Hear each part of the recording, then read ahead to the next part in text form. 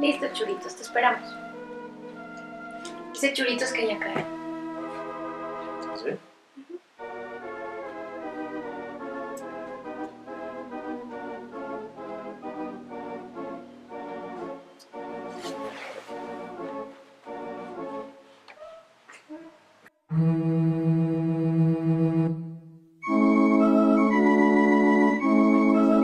Llamen y ya dejamos números de contacto y todo. Listo, vamos con el invitado. Bueno, entonces el día de hoy tenemos un invitado que se llama Andrés Moreno. Él es abogado y activista canábico. También es vocero de la Casa Cultural TH City y propietario de Roots and Buds Grow Shop. También es cultivador y consumidor de cannabis. Vamos a ver qué nos tiene que decir. Ay, ay, ay. Adelante. Bienvenido, Andresito. ¿Qué tal, chicos? ¿Cómo están? ¿Qué dice? Muchas gracias por la invitación. ¿Cómo estamos? Cuidado con esto. Ya, siga. Los cablecitos. Eso. Gracias. Siga, siga, a ver. ¿Cómo ha pasado? Tomemos asiento. Perdón, Ya. me senté sin que... Esa. Ya, ahora sí. ¿Cómo ha sido tu vida? No, mentira. Cuéntanos tu... Cuéntame tú. Bueno, mi vida. No, No, realmente. Les veo a los tiempos, ellos eran compañeros de colegio mío, por cierto. Compañeros de colegio, Ajá, buenísimos. ajá.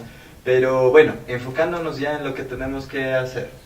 Sí, ajá. Un poco conversando ya del tema, todos hemos escuchado acerca de las drogas. Muchos de nosotros en nuestros medios de comunicación, en nuestra familia, tienen miedo de que un familiar entre tal vez en un círculo de drogas o ser un drogadito, como muchas personas lo dicen. Pero hay muchos matices en este tema de las drogas, principalmente drogas que son prohibidas, otras que son aceptadas y otras que son reguladas. Vamos a hablar un poco de este contexto y también del contexto prohibicionista de que la sociedad ha comenzado a trabajar sobre estas sustancias.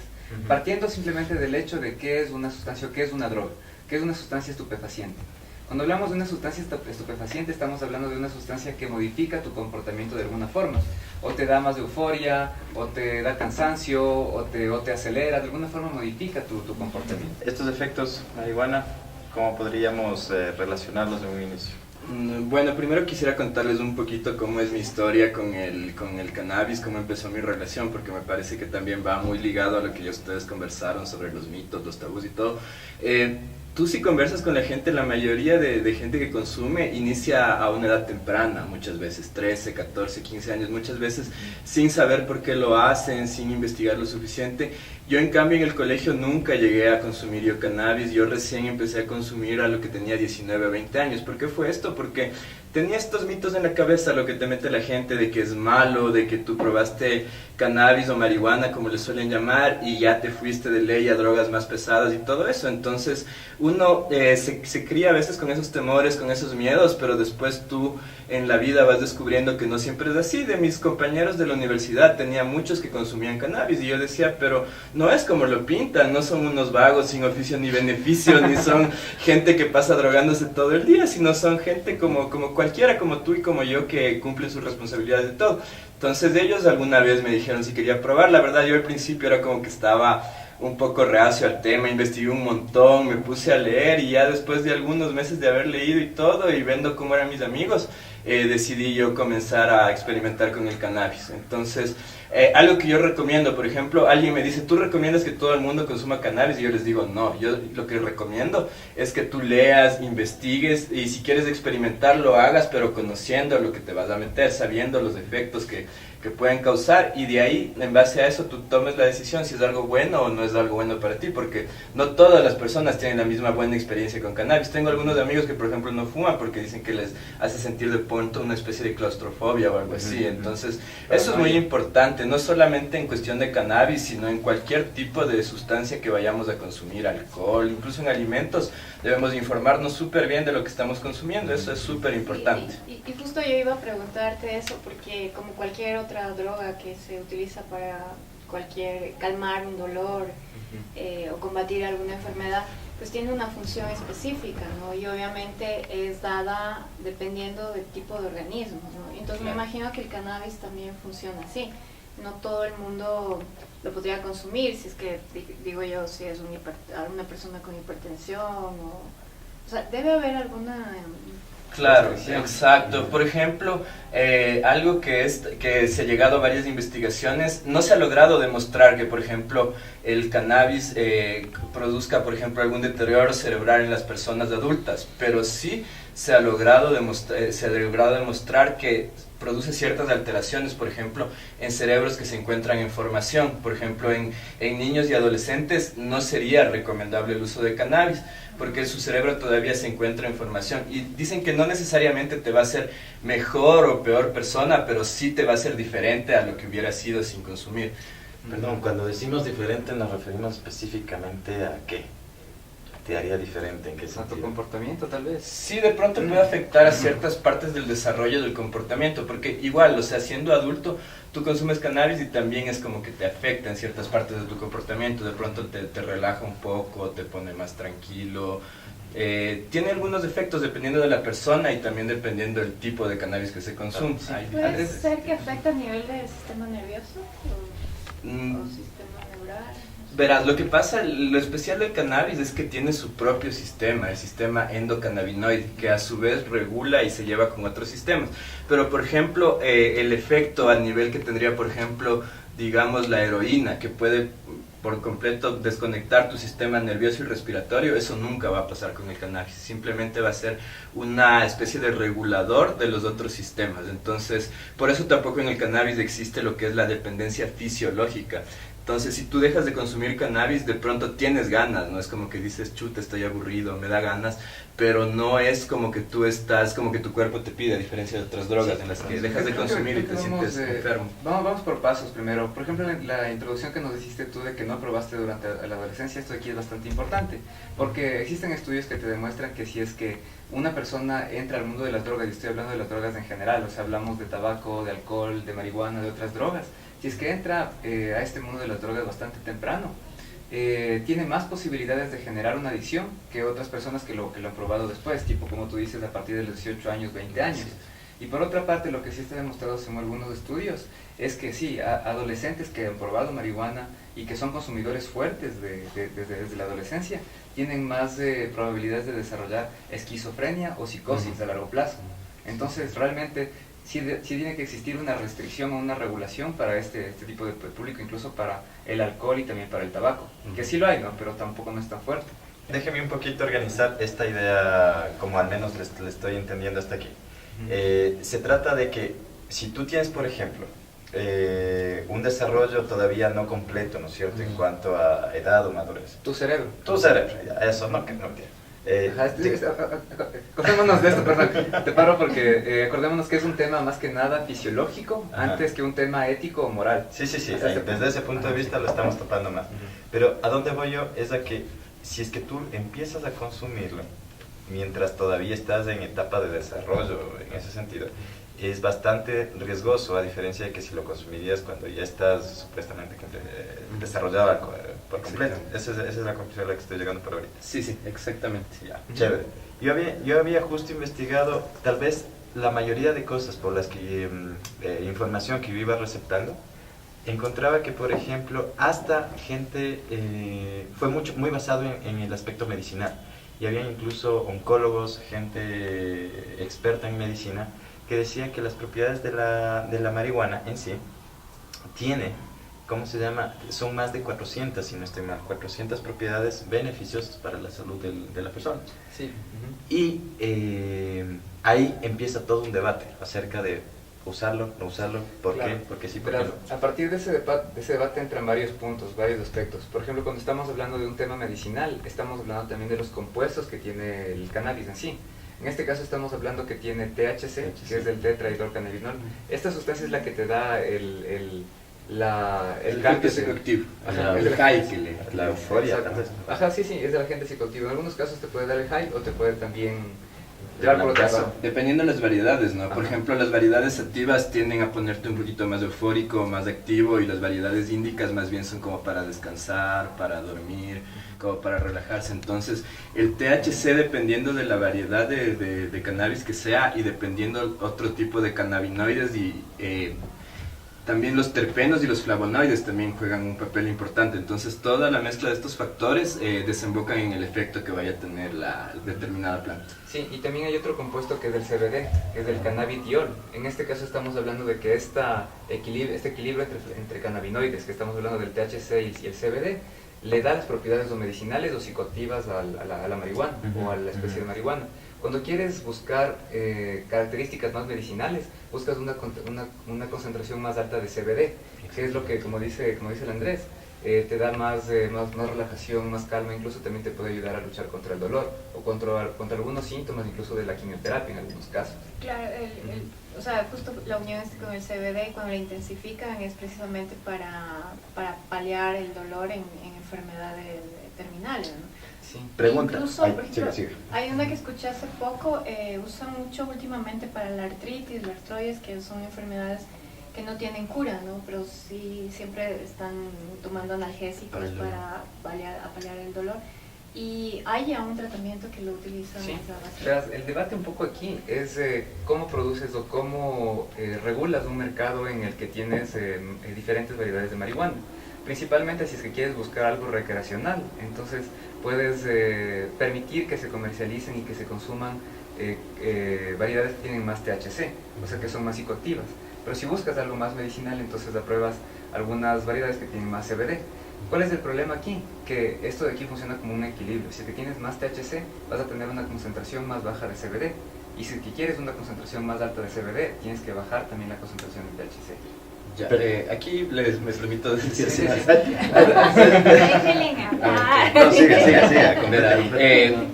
Algo que es común es que muchas veces se hace la distinción de que CBD medicinal y THC psicoactivo, y hasta cierto punto no es tan así, porque el THC también tiene propiedades medicinales. Y de hecho, según estudios, recién estuvieron unos maestros aceiteros uruguayos que elaboran aceite de cannabis, y ellos tienen casos clínicos con seguimientos en los que, por ejemplo, cannabinoides aislados, que son con los que preparan las farmacéuticas sus medicinas, es la medicina alopática, ¿no? Básicamente aislar compuestos y en base a eso preparar medicinas. Que para ciertos casos, por ejemplo de epilepsia, esas medicinas eran efectivas hasta cierto punto, pero llegaron a un punto en que ya no hacían efecto. Y que habían probado con aceites hechos por ellos mismos a partir de plantas, sí, altas en CBD, pero también con contenido de THC, y haciendo extracción de la planta completa, y habían logrado controlar estos casos de epilepsia. Claro, esto es muy interesante, y bueno, de hecho entramos a un campo que todavía hay mucho que investigar y mucho por descubrirse todavía, porque principalmente ahorita estamos hablando de los efectos principales que tienen en ese mismo momento, los efectos inmediatos, pero también lo que hay que analizar es cuál es el efecto a largo plazo en una sociedad. Por ejemplo, estamos hablando de la sociedad de Uruguay ahorita, donde es permitido ya consumir, producir y también tanto recreacionalmente como medicinalmente, ¿no es cierto? Pero lo que no sabemos ahorita tampoco es cómo puedes regular tú un mercado en el que los mismos adolescentes o incluso algunos grupos vulnerables tienen acceso también a estas sustancias. Yo creo que eso de la parte legal, ya vamos a entrar a la parte legal. Y Por también, no me quiero dejar hablar de mí. Es que es el tema, No, yo lo que iba a decir es simplemente presentarles un caso, porque justo el Andrés ahorita habló de la epilepsia. Y encontré un caso muy interesante que hablaba de una familia, literalmente, que vivía en un estado, no recuerdo el estado, si es que era Colorado, bueno, un estado de esos súper conservadores de Estados Unidos. Y habían probado todo. Tenían un hijo que sufría del síndrome de Dravet, que me parece que es como encefalopatía, o sea, un daño muy, muy grave al encéfalo, y le provocaban epilepsias, un montón de epilepsias al día. Entonces, ¿qué es lo que pasaba? Habían probado todo tipo de curas, medicinas, así, y nada le ayudaba al chico. Entonces lo que hicieron es literalmente mudarse hasta un estado de la costa oeste, donde ya estaba permitido el uso de cannabis. No recuerdo exactamente el dato de por qué la mamá se atrevió a probar esta situación de la cannabis, pero gracias a eso el chico parece que está mucho mejor. Entonces, cuando tú mencionas ahorita que ese efecto medicinal, ese impacto que ha tenido, el testimonio de la mamá contrastaba muchísimo, porque decía: yo toda la vida creí que era una planta, una droga de transición, que de paso, que es así, asado y cocinado, pero luego de que comprobar los efectos con el hijo, ella ahora, digamos que vive comprando, negociando, no tengo idea de eso, no me metí en esos detalles. decidido. Claro.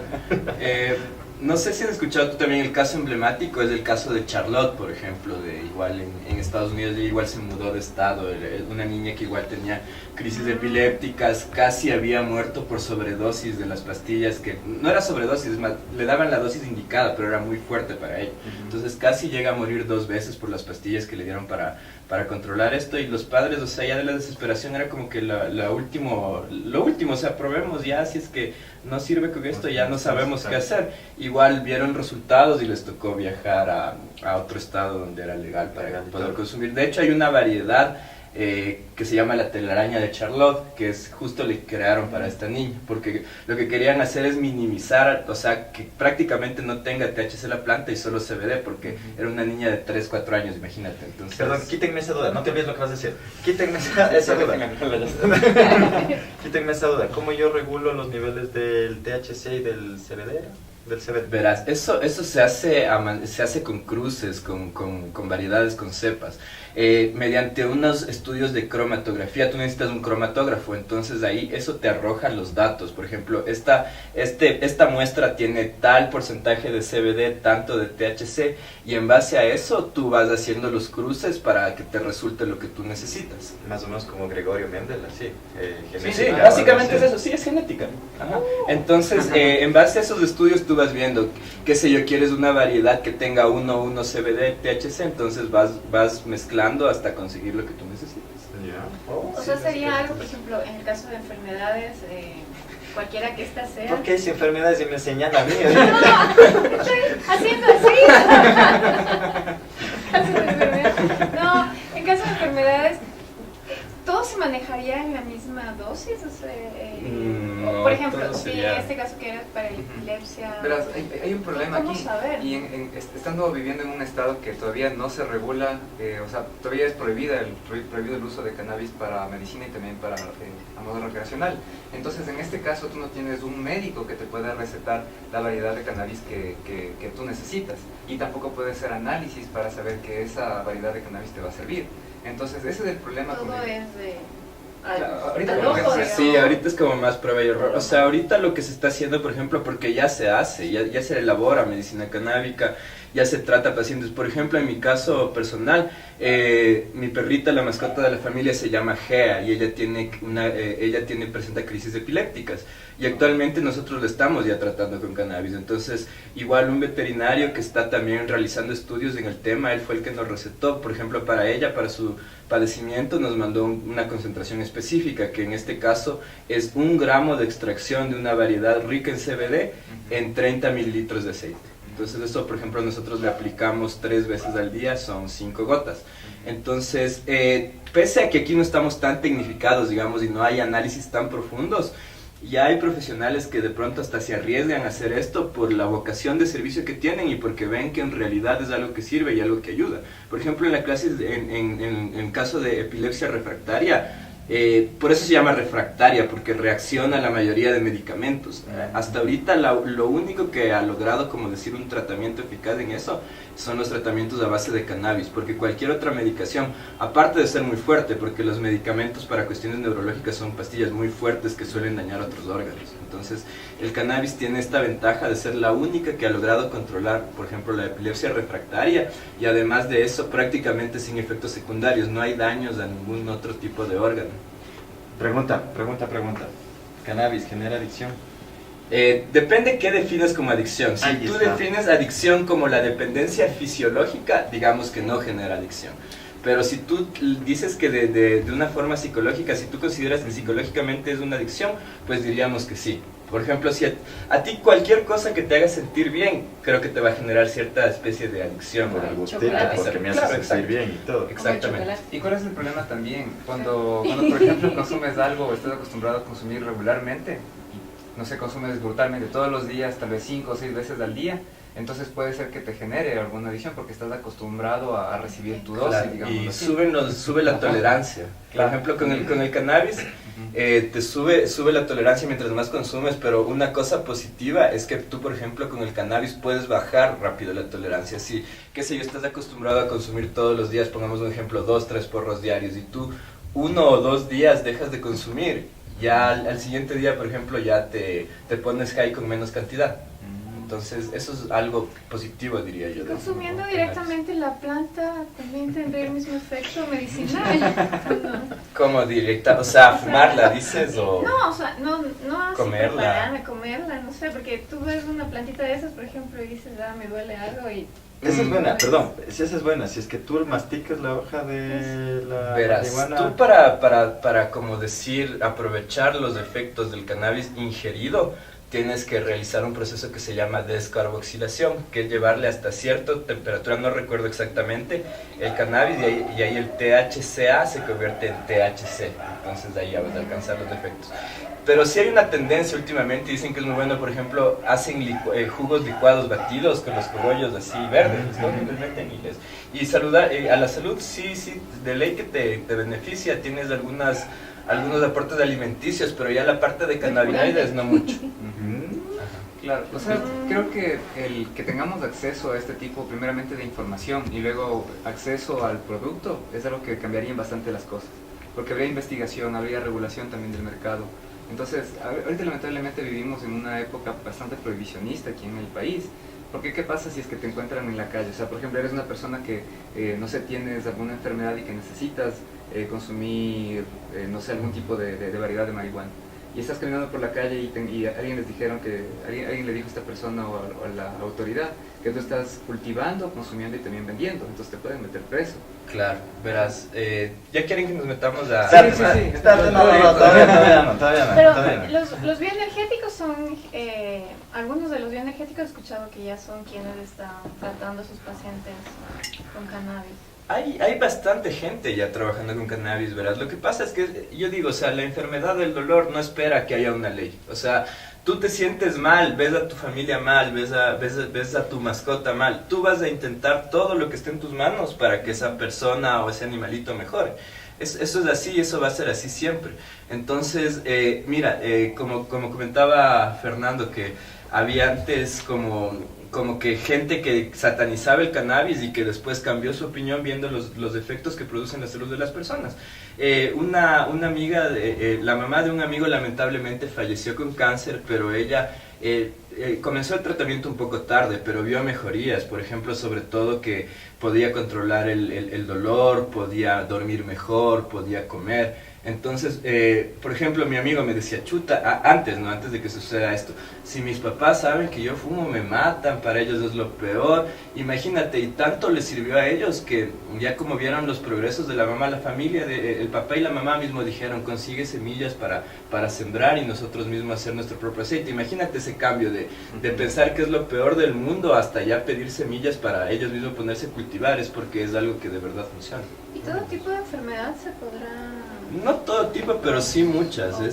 Tienes que ver más o menos qué efectos tiene el cannabis y ver para qué enfermedades, para qué tipo de dolencias se podría... Quizás lo más relacionado con lo que es sistema nervioso. De pronto no tanto, porque por ejemplo para por ejemplo tipos de psicosis no es recomendado porque puede recrudecerte ciertos tipos de psicosis, pero por ejemplo todo lo que sea... por ejemplo, dolor, qué sé yo, controlar vómitos, por ejemplo, también te sirve para los efectos de quimioterapia.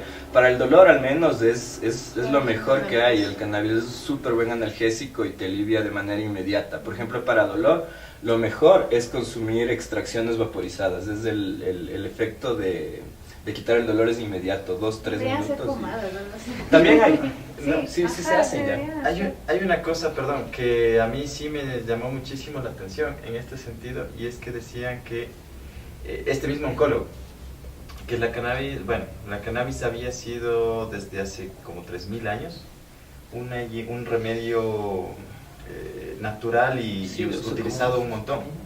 Y que a partir desde los últimos 75, 80 años es cuando recién se ha empezado así como a demonizarle a la planta. Sí, sería bueno antes de hablar de lo legal, hablar de la prohibición y todo eso sería interesante. Entonces, me parece súper bien tu pregunta como para introducirnos en esto. Verás, hay registros de que la humanidad ha usado cannabis más o menos desde 7000 años antes de Cristo. O sea, estamos hablando que más o menos llevamos casi 10.000 años ya la humanidad usando cannabis. Esos son más antiguos, ¿verdad? El primero que que se encontró desde hace 12.000 años. Ya ves. Entonces, más van así muertos. No, Sí, pero también hay un mito, ¿no? No siempre se ha fumado, en algunos otros casos se ha consumido, por ejemplo, con alimentos, como tú dices, ya ritual y recreacionalmente también.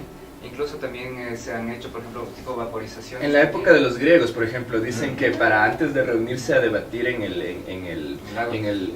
el foro, ellos y a legislar y a todo, quemaban ciertas hierbas, entre ellas cannabis. Decían que esto les predisponía a un espíritu más amistoso para los diálogos. Y la verdad es así, ¿no? Está Pero relajado. en la Amazonía se consume, ¿no? O sea, los habitantes, ¿Marihuana? Claro. Los habitantes marihuana. A nivel de... se me fue la palabra, quienes nacen ahí, pero en la selva. ¿Aborigen? Aborigen. ¿Pero estás hablando de ayahuasca o estás hablando de marihuana? No, o sea, se escucha que sí, ahí consumen No sé.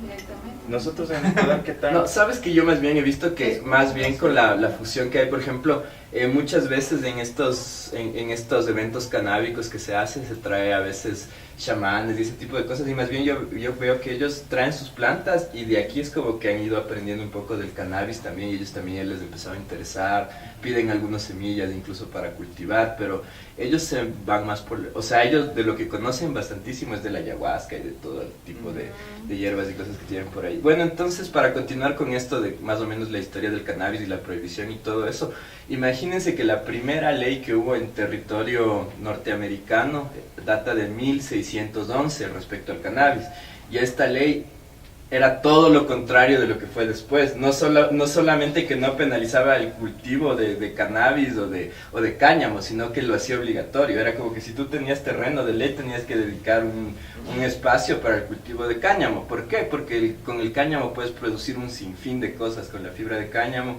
puedes hacer papel, puedes hacer textiles. De hecho, la Declaración de Independencia de los Estados Unidos está hecha en una hoja de cáñamo. Qué interesante. Claro, y eso es lo paradójico, ¿no? Que después justamente este país fue el que la satanizó y el que la prohibió. Sí. Entonces, un ratito solo para que la gente sepa qué es el cáñamo. Es una variedad de cannabis también, pero que tiene una muy baja concentración de THC. Tan bajo que no produce este efecto. no produce efecto psicoactivo, sino más bien se lo utiliza industrialmente para preparación de papel, de fibras, incluso se puede Ropa. construir con cáñamo. ¿En se serio, puede ropa? construir. Sí, también ropa. Puede hacer casas con cáñamo incluso. Pues Hay un auto, recién vi ¿cómo se llama? Hay un personaje famoso que tenía un auto hecho de cáñamo y era súper resistente, era tipo fibra de carbono Qué la interesante. carrocería. Sí, entonces puedes hacer cualquier cosa básicamente con cáñamo. De hecho, no sé si han oído del activista que ya falleció, Jack Herer. Él decía que si hay una planta que puede salvar al mundo es el cannabis y el cáñamo. Qué Por interesante. sus múltiples usos, ¿no? Solo me imagino, no se fumarán la Constitución, ¿no? Haces un porro con el acta de Pero ¿y esta fibra de cáñamo dónde está? ¿Dónde la encuentras en el caso? Porque ¿Y si estás interesado? Que puede ser mi casa antisísmica. Pues tendrías que conseguir semillitas y cultivarla. La fibra básicamente la sacas de los tallos y de las raíces. Entonces de eso se obtiene. En este momento puedes cultivar tu cáñamo aquí en Ecuador. Verás, como la ley está, o sea, a nivel industrial todavía no hay permisos y esas cosas, pero el autocultivo en el Ecuador sí está permitido, con fines... ¿Qué quiere decir autocultivo? Para abastecerte tú mismo, ya sea para uso recreativo, medicinal o para abastecer a tu familia, sin fines comerciales. De hecho, el artículo 222 del Código Orgánico Integral Penal claramente señala que el cultivo será penalizado simplemente cuando sea con fines comerciales. Es decir, que si tú cultivas para tu consumo, qué sé yo, para preparar medicina para tu familia, para tu círculo cercano, eso no tiene que ser penalizado. Y en la práctica es un poco diferente, ¿no? Pero en la ley consta así. Entonces, bueno, continuando un poquito con esto de la historia de la prohibición. Es bien interesante la historia de la prohibición del cannabis porque acarrea un montón de cosas. Es una historia de injusticia, es una historia de racismo, es una historia de xenofobia, porque justamente para aprovechar para prohibir el cannabis se valieron los Estados Unidos de sentimientos como la xenofobia y como el racismo. Por ejemplo, se le vinculó mucho con los migrantes mexicanos de la marihuana. con los músicos de jazz negros también, por ejemplo. Entonces era como que es una droga de negros y de mexicanos, y ellos bajo los efectos de esta droga cometen crímenes y hacen cualquier tipo de cosa que se les ocurra. Entonces todo esto surgió con la creación del Buró de Control de Sustancias. No recuerdo precisamente el nombre, pero era... ¿No es la DEA? No es la DEA, era otro nombre, Federal Bureau o... Intelligence. No me acuerdo exactamente, pero era el Buró Federal de Control de Sustancias, algo así. Entonces, este organismo básicamente fue el que empujó, porque ya habían leyes, por ejemplo, leyes pero estatales. A partir de a los inicios del siglo XX, el primer cuarto, digamos, empezaron a surgir leyes prohibicionistas, pero eran leyes estatales, no eran a nivel federal. Entonces ellos lo que querían es empujar a que esta prohibición pase a nivel federal, ya para que sea para todos los Estados Unidos. Entonces, ¿qué es lo que hicieron? Encontraron un gran aliado en un magnate de los medios, en William Randolph Hearst, que era dueño de varios medios de escrito sobre todo, y él tenía muchísimos intereses en la prohibición. Primero, él era una persona súper racista, estaba en contra de los mexicanos, había perdido algunas tierras por la Revolución Mexicana también, por la Revolución de Zapata, entonces era como que él les tenía entre ceja y ceja a los mexicanos. Aparte de eso, él había adquirido muchas acciones y tenía mucho poder en empresas madereras. ¿Cuál era la mayor competencia de las madereras para hacer papel? ¿Cuál era? El cáñamo. Entonces no le convenía que el cáñamo sea legal, porque él era un competidor fuerte para su industria. El papel de cáñamo necesitas menos tiempo para que el cáñamo esté listo para preparar, mucho menos tiempo. En un año tú puedes tener ya plantas listas para hacer papel, a diferencia de los árboles, que mínimo son 10, a veces son cientos de años para poder obtener el papel de los árboles. Entonces él empezó con una campaña sucia, a inventarse noticias falsas, amarillistas, en las que se decía que había un sinfín de crímenes y que la causa de todos era el cannabis. Ahora lo especial de esto es que se hizo como una reunión, como una especie de proceso legislativo una calle. Sí, algo así. Entonces, no sé si han escuchado ustedes del Marijuana Tax Act. Este fue un documento que se elaboró básicamente todo el sustento que tuvieron ellos para grabar el cannabis y establecer ciertas prohibiciones eran los artículos amarillistas de los periódicos de William Randolph Hearst. Eso no era investigación. No era investigación, absolutamente nada. Y más bien la investigación estaba al otro lado, de los que decían que no se prohíba el cannabis y que no se haga este tipo de prohibiciones. Imagínate que había incluso investigaciones de la Asociación Médica Estadounidense que te decían que el cannabis es una buena medicina y que no tiene mayores efectos secundarios, y decidieron legislar no en base a las investigaciones científicas, sino en base a los artículos amarillistas de los periódicos.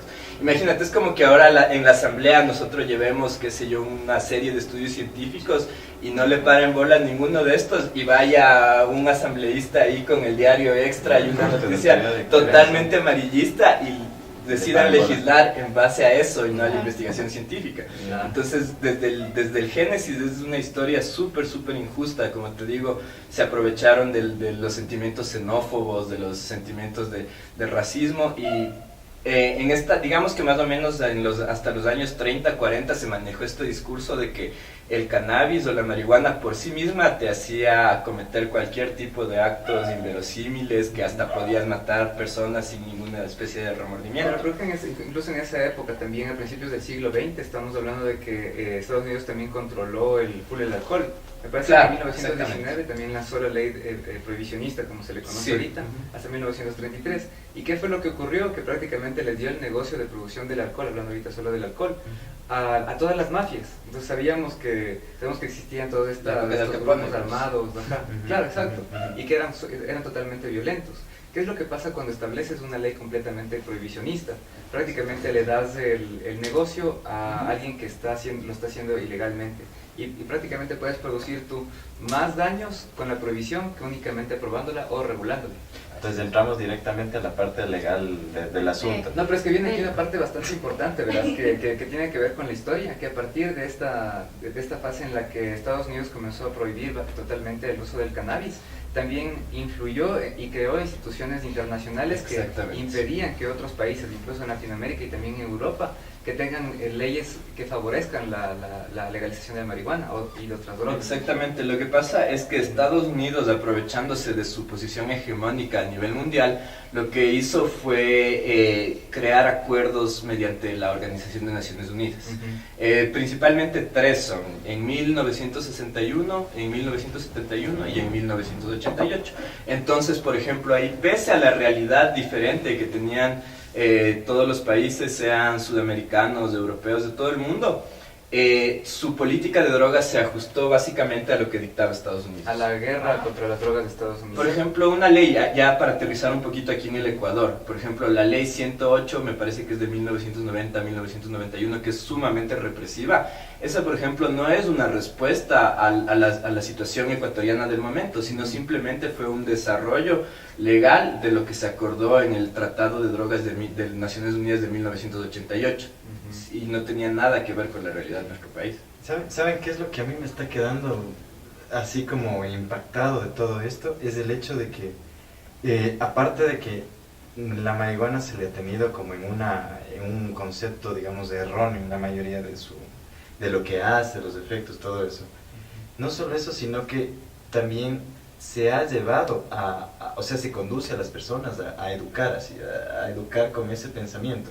Porque justo yo veía en escolásticas, perdón, he hablado todo el día, no, he visto en escolásticas que decían, por ejemplo, que apenas tú entras a un sistema de educación, el que estamos inmersos la mayoría, se le pone en la cabeza al estudiante que te vas a volver así, o sea, te vas a volver... Te adoctrinan.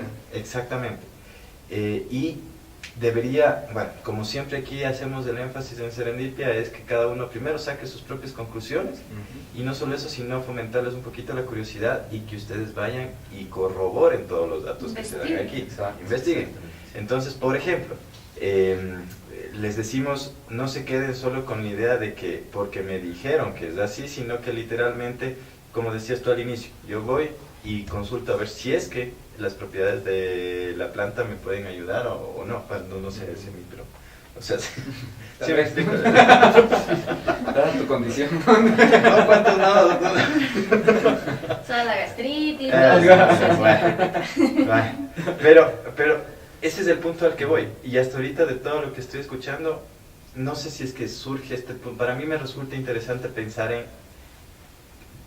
por qué. Yo siento que ahorita es una posición muy positiva sobre la cannabis. Entonces, ¿dónde están los argumentos para que, aparte de la falta de información, claro, dónde estarían los argumentos para negar la legalización? Como te digo, responde a intereses comerciales muy grandes. Esa es la base de todo, entonces. Sí, básicamente, o sea, eso, en la época de la prohibición, o sea, no era solamente William Randolph Hearst que estaba atrás de eso, también eran una empresa de químicos súper grande, DuPont, que empezó a realizar un montón de productos derivados del petróleo sintéticos, que eran precisamente como la competencia de estos productos sintéticos era precisamente las fibras de cáñamo. Entonces, las farmacéuticas también. Entonces, son un montón de intereses y pese a que ya se va a legalizar y todo, pero lo que no me agrada mucho es el trasfondo de por qué se está legalizando. Yo creo que más es por intereses comerciales, o sea, si se prohibió por intereses comerciales y va a regresar por intereses comerciales. Sí, lamentablemente yo lo veo más o menos así, porque no le veo mucho que esté enfocado en el bienestar del ser humano, sino porque ya vieron que le han cedido mucho tiempo, mucho espacio, mucho dinero al narcotráfico y como recién quieren recuperar todo eso. Eso me dices de la realidad aquí nacional, A nivel mundial, creería yo. Sí. Ay, Y yo creo que eso, o sea, personalmente considero que la legalización vendría a ayudar en gran parte a cortar con el gran negocio que es el narcotráfico, ¿no? Y considerando que nuestro país ahora es un país hace mucho tiempo es un país de paso y últimamente se escucha que nuestras fronteras realmente están complicadas en ese sentido, ¿no? Así es. Un problema, por ejemplo, hablando del panorama en el que todavía la marihuana sigue siendo prohibida, digámoslo así, legalmente. En este caso, estamos viendo que la gente pueda conseguir incluso los adolescentes pueden conseguir marihuana de gente que está metida en estas mafias, de gente que trafica otros tipos de drogas más fuertes, que podría estar también metida en violencia y tráfico de personas. Entonces, cuando vives en una sociedad tan prohibicionista como esta, la gente que quiere acceder a ese producto puede arriesgarse a entrar en otras drogas y también entrar en violencia. Excelente.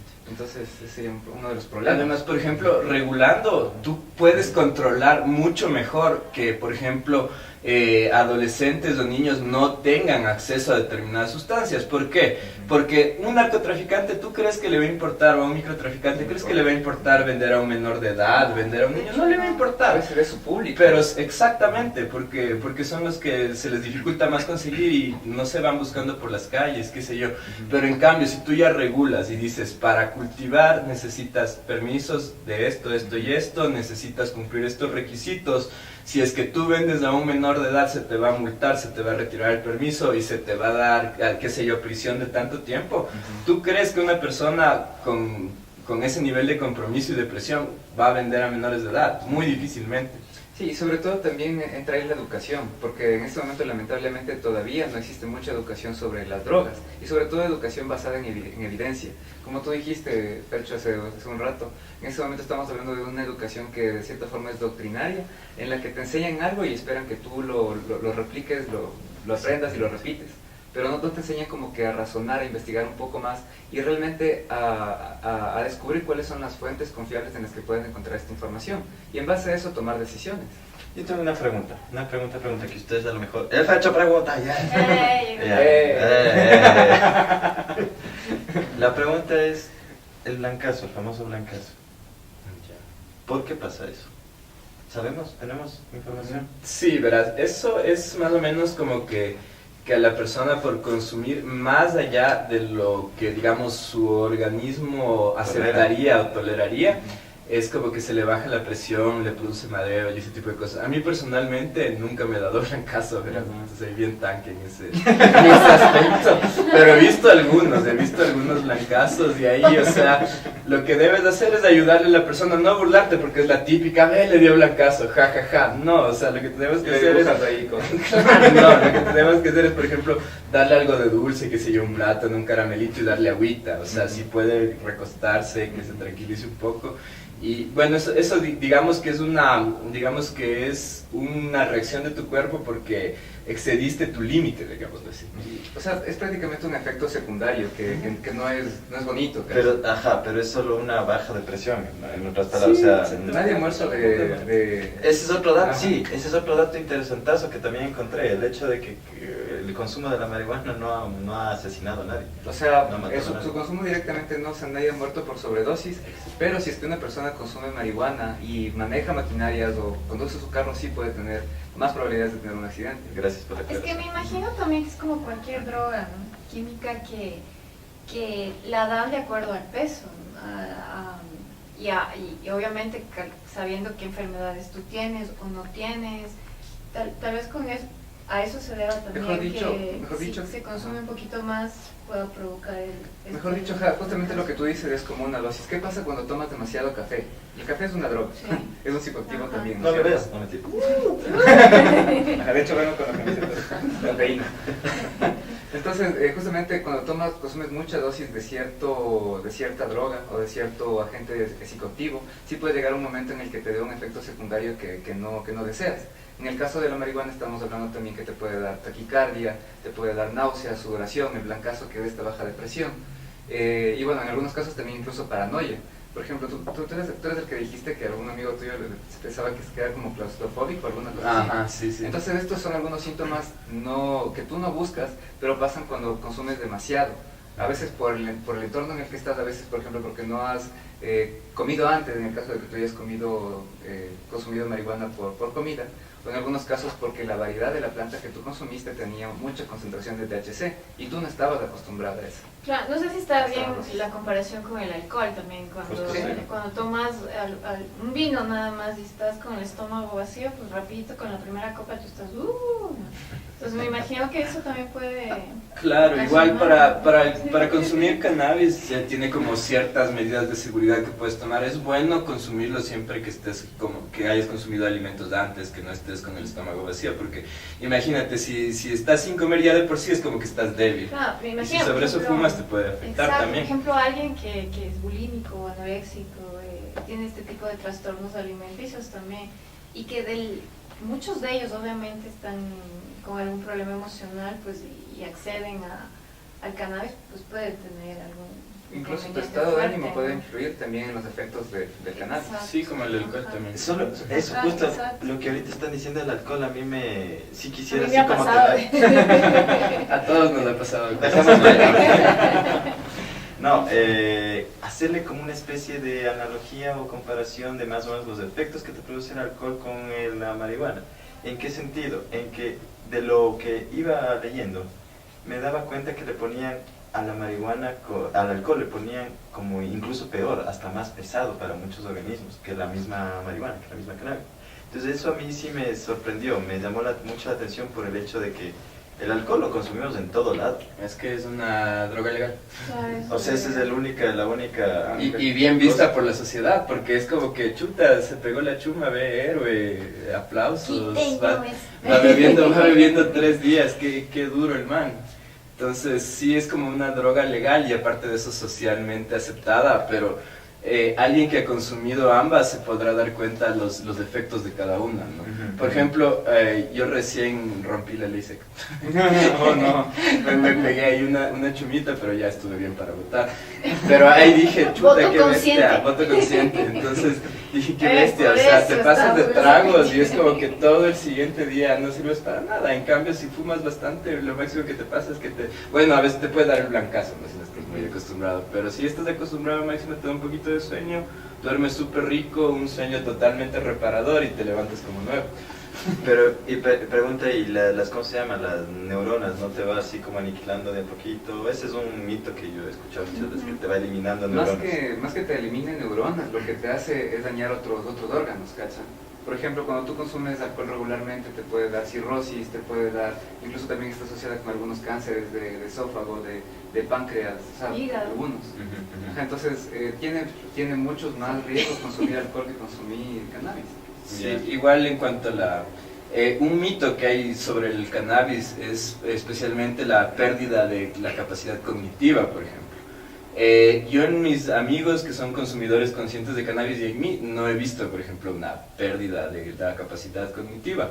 Eso está todavía en debate y yo diría que, por mi experiencia personal y los casos que he visto, diría que es falso, ¿no? O sea, verás, según algunos estudios te dice que sí puede afectar a tu capacidad, a tu memoria corta. Ajá, pero... Ajá.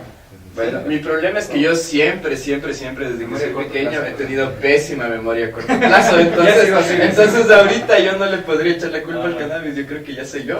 Claro, pero de todas formas hay unos datos que a pesar de que sí afecta a la memoria a corto plazo, una vez que dejas de consumir, o sea, después de un periodo vuelves a tener normalmente tu memoria como era antes. Pero es como que tu organismo, o sea, eso todavía estoy así, yo no es que soy consumidor, nada, pero tu organismo se queda así como un poco... Ya nos contaste un poquito de la adicción, pero o sea, si lo ¿cómo se llama? Suspendes. Ah, ya. Lo suspendes por una época, digamos, un mes y medio. Supongo que depende del organismo como para que te vuelva a llamar al consumo.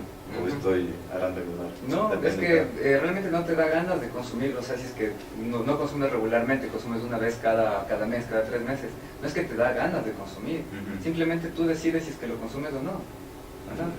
Pero yo estaba leyendo que también, por ejemplo, cuando es utilizado para tratamientos terapéuticos, también puede llegar a causar una adicción. No sé qué tan cierto eso sea.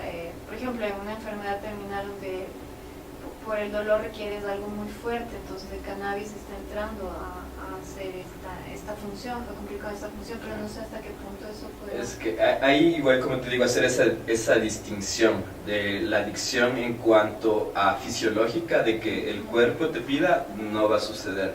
pero de pronto sí, obviamente, si es que tú consumes cannabis por algún tipo de enfermedad, para alguna dolencia, y a ti te gustó el efecto que te produjo, tú dices, me siento relajado, me siento bien, qué sé yo, antes estaba de mal genio, pero cuando fumo, aparte de quitarme el dolor, me pongo más contento. Entonces sería normal que quieras permanecer así, ¿no? Con un mejor estado de ánimo. Sí, y yo no le veo nada de malo tampoco. Y sobre todo cuando hablamos de una adicción estamos hablando de un comportamiento que te lleva a tener consecuencias negativas. Por ejemplo, a tener problemas con tu familia, con tu desenvolvimiento, con tu comportamiento laboral, con muchas otras cosas que normalmente, o cuando te impide, mejor dicho, hacer cosas que normalmente haces. Exactamente. O sea, cuando dejas de hacer lo que tienes que hacer por ir a buscar la droga. Y eso... por ejemplo, disculpen que me ponga como ejemplo, yo consumo todos los días, pero no he dejado de hacer nada de lo que tengo que hacer por consumir. Yo, qué sé yo, si es que tengo algo importante que hacer, qué sé yo, no fumo y necesito estar con la mente despejada y ya después tranquilamente en la noche voy y me pego mi porrito. O sea, uno tiene que organizarse para todo, ¿no? Es como... Hasta tomar tiempo para el porrito. Exacto. Pero, por ejemplo, ¿qué pasaría si es que en tu caso estarías en alguna otra droga más fuerte? ¿Qué pasaría si es que consumirías heroína o cocaína? Claro, mira, yo no te puedo contar con mi ejemplo, pero te puedo contar con ejemplos de amigos que consumen. Por ejemplo, yo tengo una amiga que ella es súper chévere, súper bacán, es a lo bestia, conversas, te ríes, todo, es súper chévere. Pero llega una hora de la noche que ella tiene que ir a comprar porque consume polvo. Entonces, ella es como que ya llega esa hora y ya es como que está inquieta, desesperada, es como que ya me tengo que ir y no es porque se tenga que ir, sino que es por la situación, es exactamente, ¿sí me entiendes? Y no sé si es verdad de lo que se escucha muchas veces, que lamentablemente por lo que no es legal, no te venden marihuana, sino a veces ya mezclado con otras cosas que hacen que sí haya una adicción. Claro, verás, ahí he escuchado yo un montón de mitos, no sé si será verdad, si será mentira.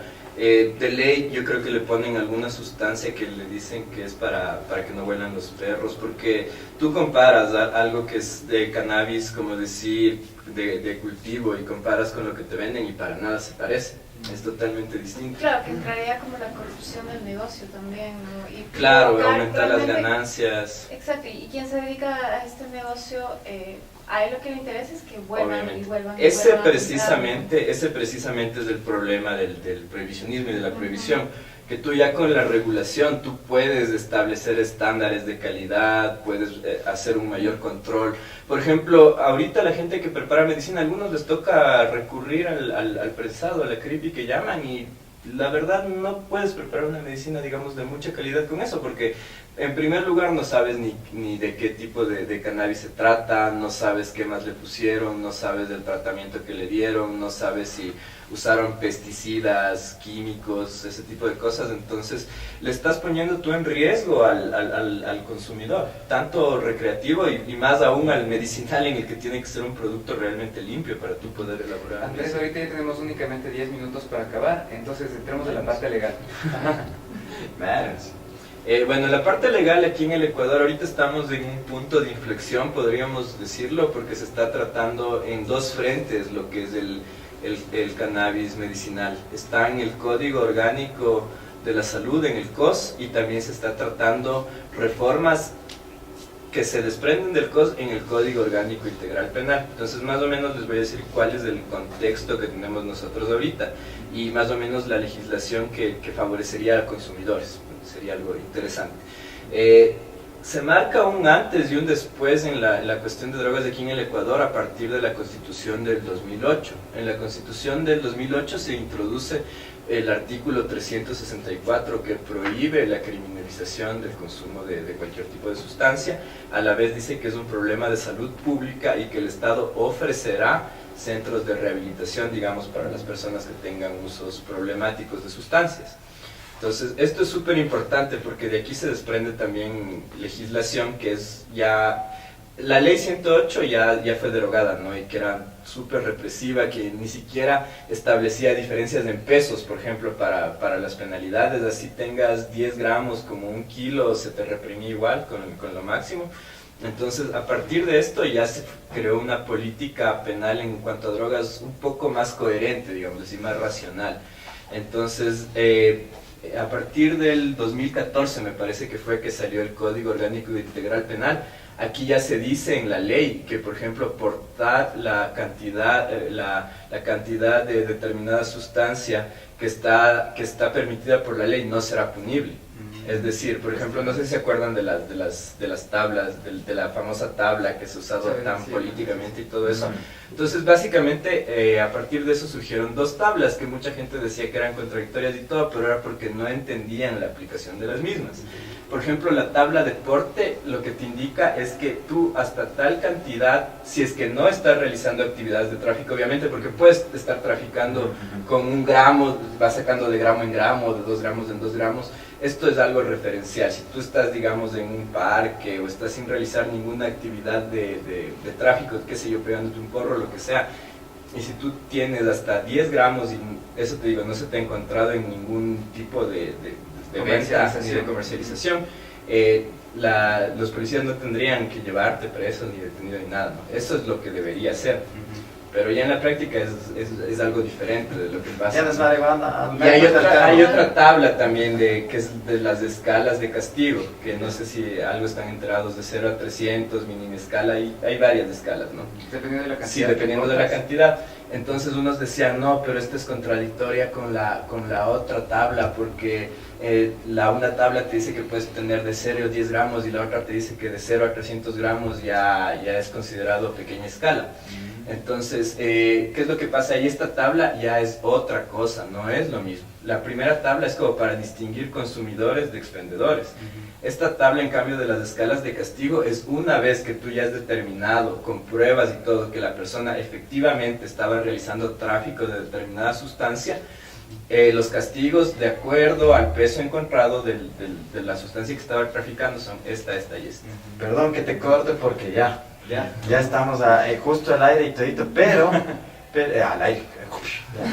No, pero a lo que voy es a que me alegra muchísimo que nos hayas acompañado, igual a ustedes chicos, y más que nada te escucho bien, ¿cómo se llama? Con abogado buenazo, o sea, si tengo algún problema te puedo llamar. Ya sabes, sobre todo con la marihuana. Sobre todo con la marihuana. No, mentira. Entonces, agradecerte muchísimo que nos hayas acompañado. Yo creo que la conclusión que podríamos encapsular todo, me voy a tomar el atributo para decirlo, es el hecho de que cada uno saque sus propias conclusiones y que averigüe, que investigue bien, se informe, no solo, ¿cómo se llama? Pongamos una etiqueta respecto a lo que escuchamos, sino que nosotros mismos tomemos nuestra responsabilidad, ¿no es cierto? Sí, y que sería también muy, bueno, lo vuelvo a decir personalmente, que entre a legalizarse esto porque cortaría muchos problemas. Regularizarse, creo que es la palabra.